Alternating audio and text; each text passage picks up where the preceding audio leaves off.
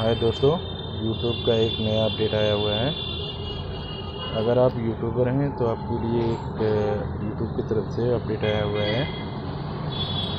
पहले तो हमारे पास सर्च करने के लिए सर्च पे जाना पड़ता था, अब डायरेक्टली हम स्कैनर आया है यूट्यूब की तरफ से। अब स्कैनर का हम आपको ले के चलते हैं, स्कैनर दिखाते हैं। आपका यूट्यूब है, अपने इसके ऊपर जाइए, 3 डॉट पे जाइए, शेयर पे जाइए, क्यूआर कोड पे जाइए। तो ये होगा दोस्तों, और इसको आप स्क्रीनशॉट कर लीजिए। Thank you. चैनल को सब्सक्राइब करें, बेल आइकन को दबाएं और लाइक करें।